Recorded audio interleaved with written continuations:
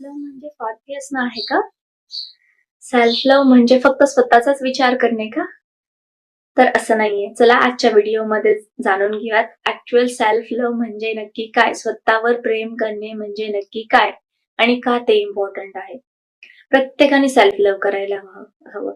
कारण की आयुष्यामध्ये मोस्ट ऑफ द प्रॉब्लेम कशामुळे येतात? तर ते प्रेमाच्या कमतरतेमुळे. आपण स्वतःला आपल्या स्वतःवर प्रेम न केल्यामुळे का दुसऱ्यांकडून प्रेमाची अपेक्षा ठेवायची? आपण पुरेसे नाही होत का स्वतःवर प्रेम करण्यासाठी? का दुसऱ्यांनीच आपल्याला प्रेम द्यावं असं वाटावं?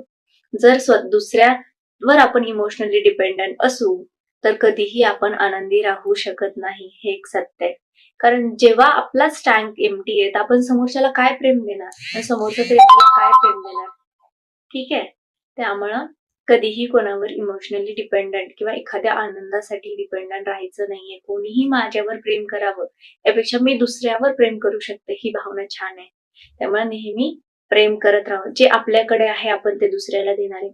जर आपणच स्वतःवर प्रेम करत नसू, तर आपण काय समोरच्याला प्रेम देणार आहे? आणि आपण देत जरी असू, पण ते इनकम्प्लीटच आहे ना, कारण आपण आपल्या स्वतःमध्ये सॅटिस्फाय नाही आहोत. तर आपण दुसऱ्याला प्रेम दिलेलं आहे, तो व्यक्ती सुद्धा आपल्या प्रेमाबद्दल कसं सॅटिस्फाय असेल, राइट?